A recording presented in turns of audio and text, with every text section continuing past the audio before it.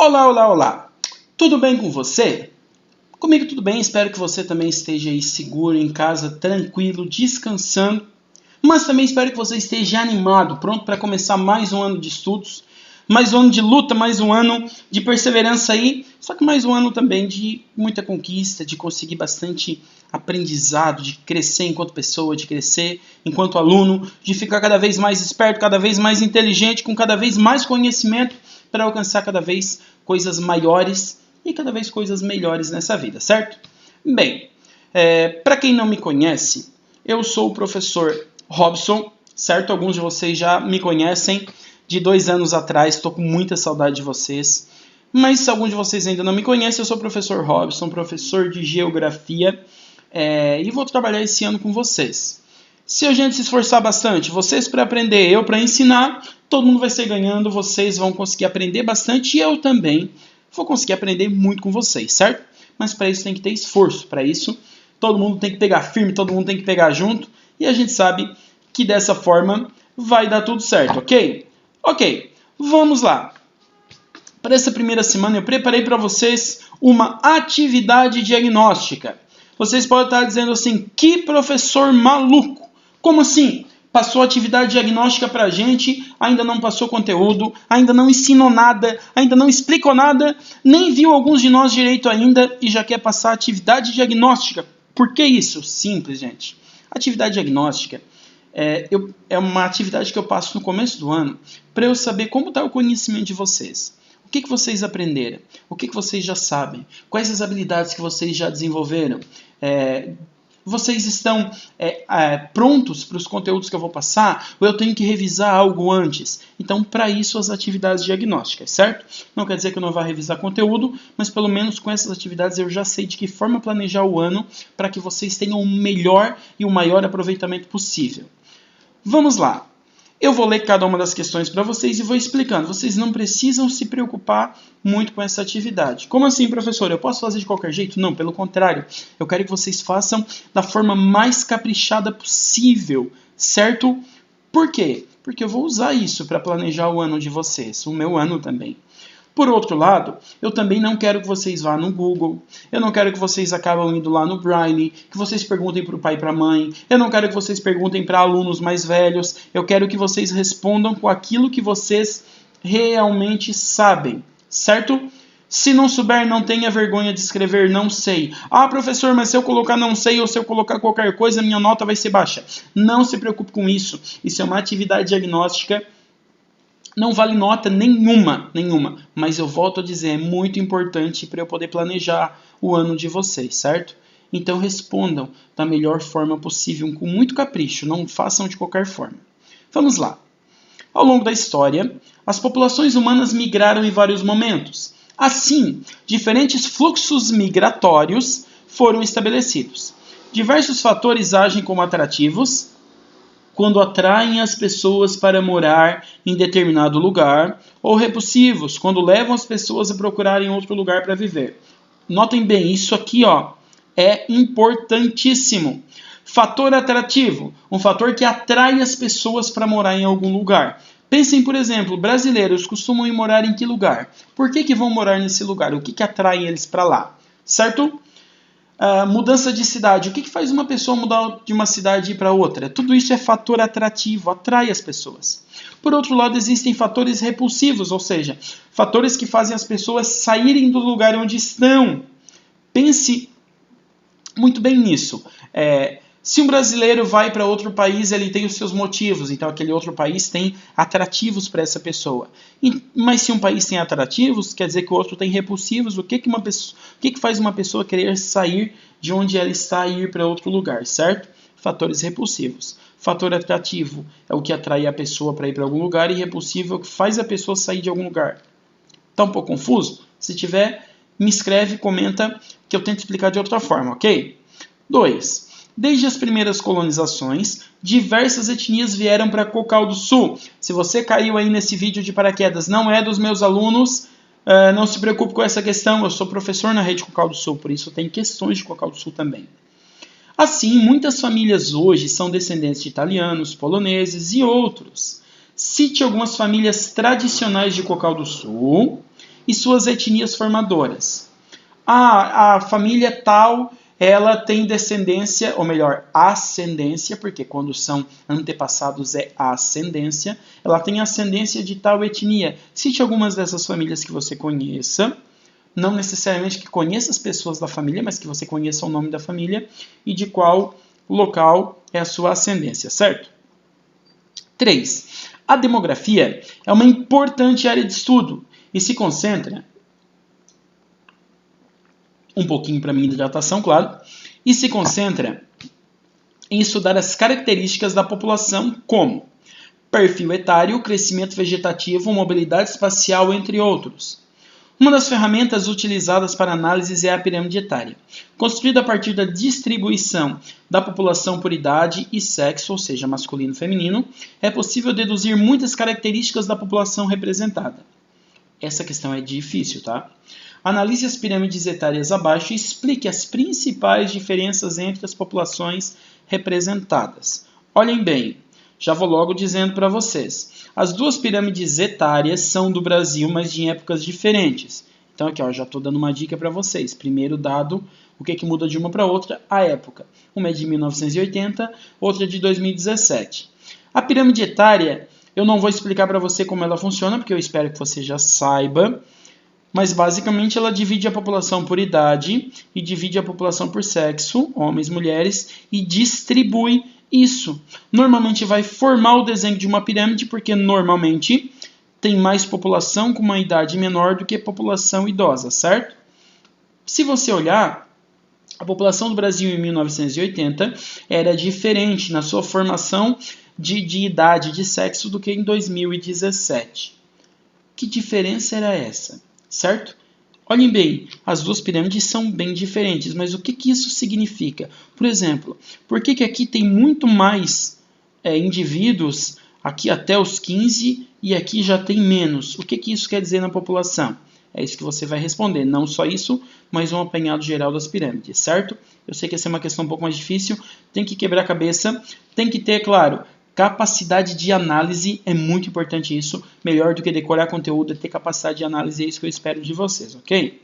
4. Tradicionalmente, muitos fluxos migratórios surgiram, e ainda surgem, tendo como destino ou partida a América Latina. Observe o mapa abaixo, que representa os principais fluxos migratórios internacionais do século XVI ao século XX. Fluxo migratório, grande quantidade de população saindo de uma região indo para outra, ou de um país para o outro, ou até mesmo de um continente para o outro. Ao atentar-se para a América Latina, certo? Você pode perceber que ela recebeu uma grande leva de africanos e de europeus. Olhem bem, uma grande leva de africanos vindo para a América Latina, essas duas setas de baixo, e uma grande leva de europeus. Olhem em azul a quantidade de europeus. Qual foram as condições em que os europeus e os africanos chegaram à América Latina? Estou perguntando junto, mas são duas respostas diferentes, porque europeus chegaram de uma forma, africanos chegaram de outra forma. E você, pequeno gafanhoto, vai me dizer quais as diferenças entre os europeus e os africanos quando chegavam no Brasil. Ah, professor, os europeus chegavam assim, assim, assim. Os africanos chegavam assim, assim, assim. Eram de duas formas diferentes. Explica isso nessas 3 linhas para mim, certo? 5. A partir da segunda metade do século XX, muitos territórios africanos passaram pelo processo de independência das metrópoles europeias. O que isso quer dizer? Por exemplo, o Brasil era uma colônia, Portugal era sua metrópole. Final do século XIX, o Brasil se tornou independente de Portugal. Deixou de ser colônia, passou a ser um país independente. Muitas nações africanas, muitos territórios africanos também passaram pelo processo de independência, mas na África foi um pouquinho mais tarde, foi a partir da segunda metade do século XX, ou seja, após a Segunda Guerra Mundial. Muitas nações se formaram a partir de territórios que haviam sido repartidos pelos países europeus. Ou seja, os países europeus tomaram os territórios, repartiram da forma que quiseram, e depois de muitos anos, esses territórios que haviam sido delimitadas as suas fronteiras pelos europeus, não pelos africanos, se tornaram países independentes. Os europeus pouco se importavam com a cultura e com os povos africanos, claro. Afinal, A relação entre metrópole e colônia normalmente era uma relação de exploração. A metrópole queria recursos e a colônia tinha que fornecer esses recursos para a metrópole. Então, realmente não iam se preocupar com o bem-estar das colônias, certo?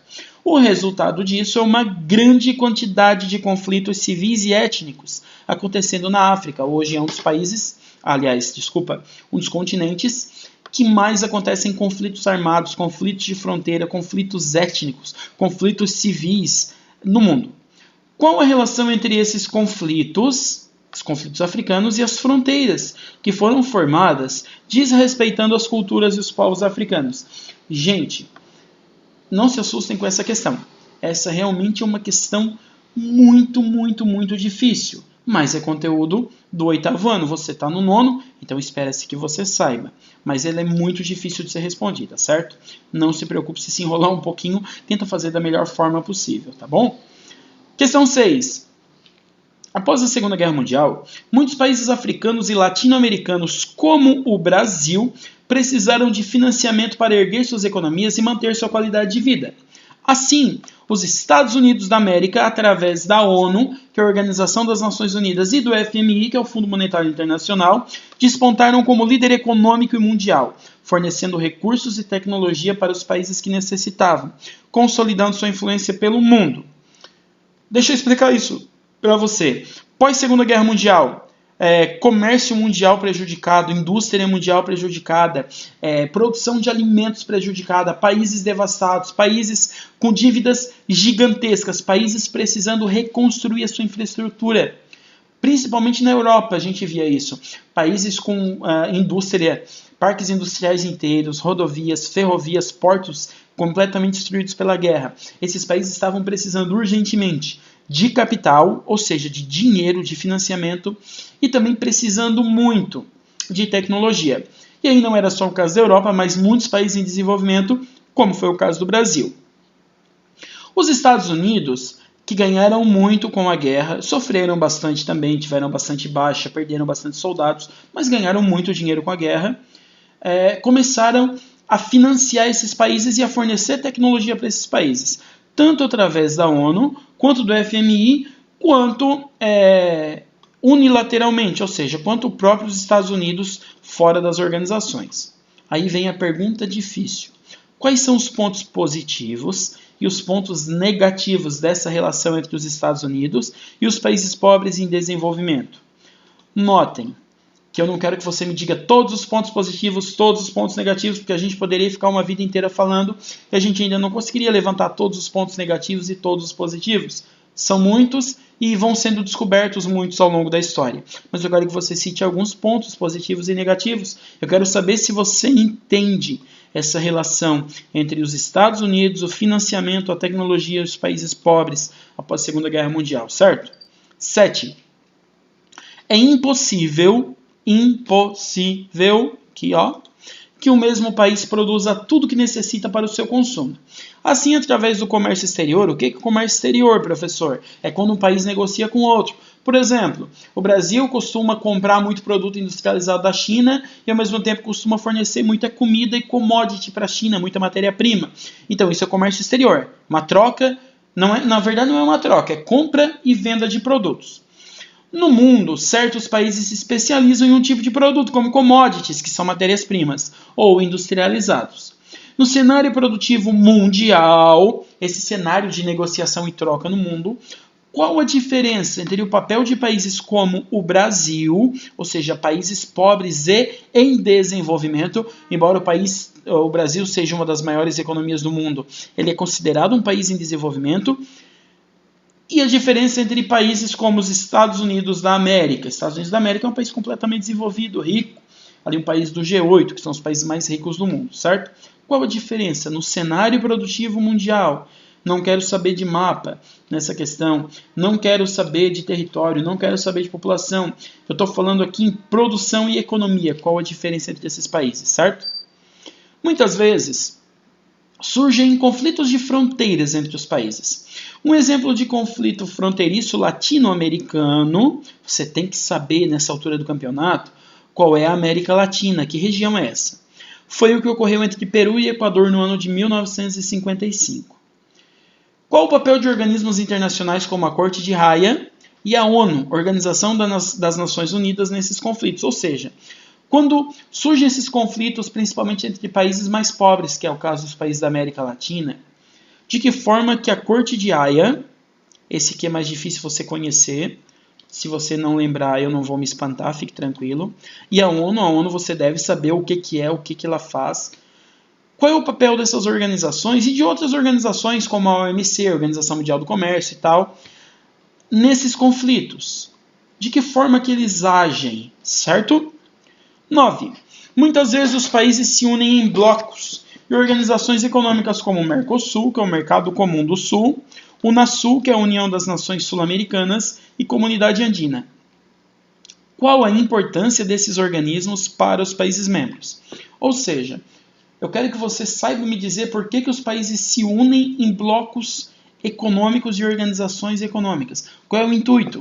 Qual é o benefício para esses países? Qual é a importância desses blocos para os países que fazem parte? É isso que você vai me dizer, certo?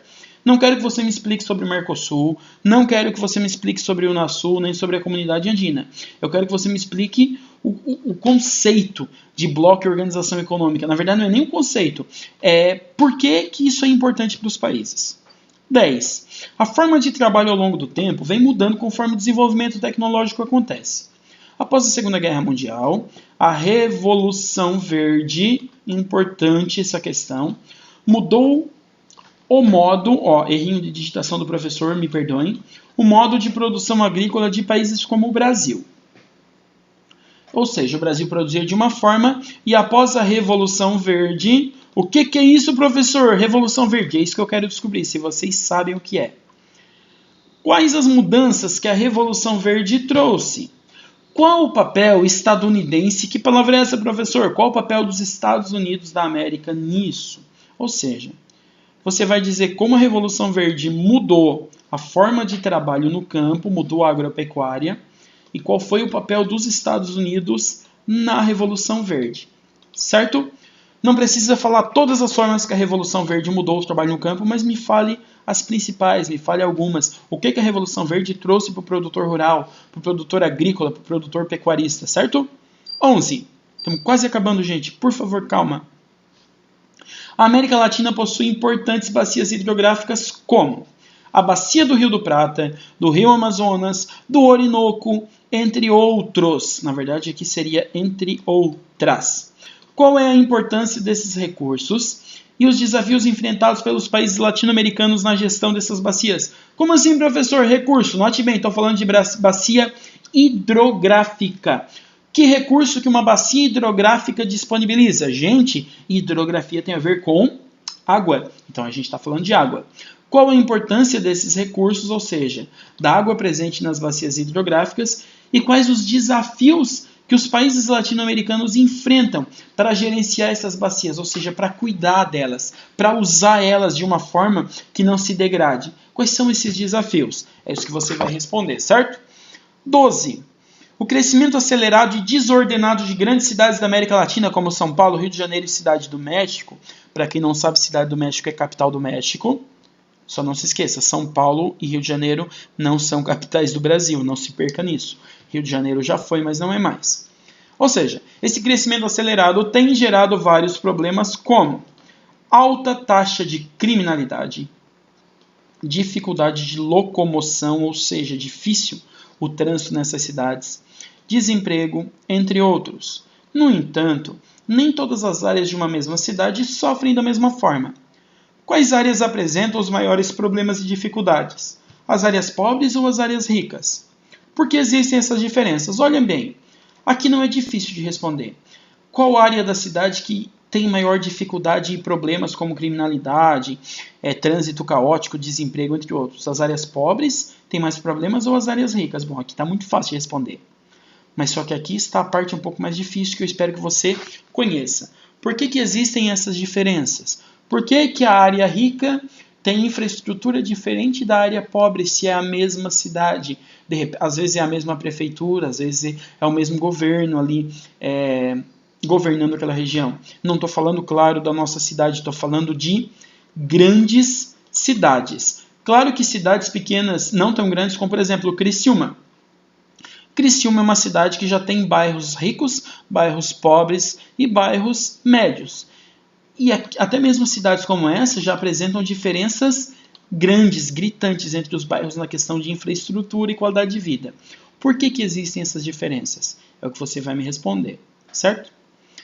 13 e última questão. Ufa, estamos chegando no fim. Compreender um mapa é muito, e aqui eu vou botar bastante muito aqui, ó. Muito, muito, muito, muito importante para conhecer regiões e seus aspectos mais importantes. Ó, importante de novo aqui, é porque é importante mesmo, gente.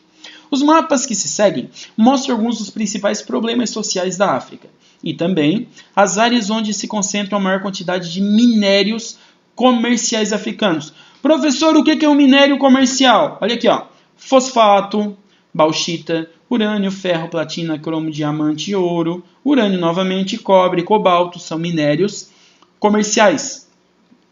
Professor, todo minério é comercial? Não, tem alguns tipos de rocha, por exemplo, sem valor nenhum, não são comerciais, mas não deixa de ser um minério. Mas nesse caso são minérios comerciais, certo?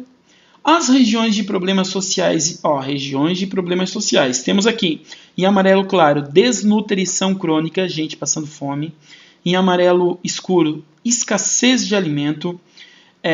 Nessa questão, nessa parte aqui circundada de roxo, zonas de fome severa nos últimos 30 anos. Áreas com guerrilhas, que são essas que têm as linhas. Conflitos internos ou entre países, olha aqui, certo?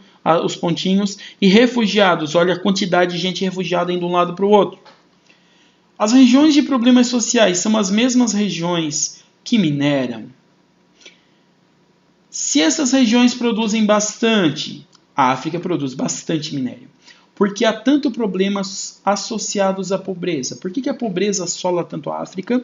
Se a África é uma grande produtora de minério, grande produtora de riqueza. A África produz muito diamante, produz muito ouro, produz muito ferro, produz muito urânio, bauxita, que é extremamente caro no mercado. Por que a África produz tantas coisas de alto valor e, ao mesmo tempo, sofre tanto com os problemas associados à pobreza?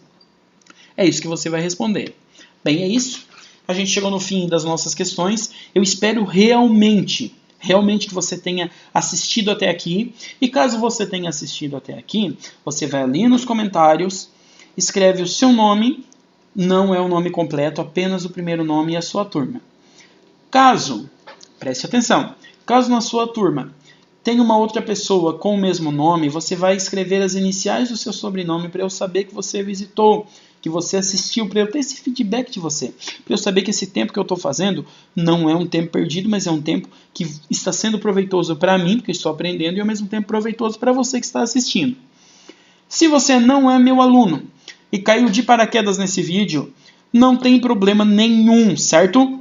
Assista, se tiver alguma dúvida, comente ali embaixo que se eu puder eu vou estar respondendo. A resolução desse exercício, espero que saia entre 10 e 15 dias, novamente com vídeos. Aí você pode estar perguntando assim, mas professor, por que não antes? Se você não é meu aluno, entenda, eu vou esperar os meus alunos responderem as questões e depois eu vou postar a resolução para eles. Então, nesse caso, se eu postar a resolução antes, fica muito fácil para os meus alunos, que são muito espertos, que eu sei, irem lá e copiar as minhas respostas, e não é isso que eu quero, certo? Então, espero que você tenha gostado. Um beijão no coração e um tchau, tchau, tchau, tchau, tchau do professor Gordinho. Adeus!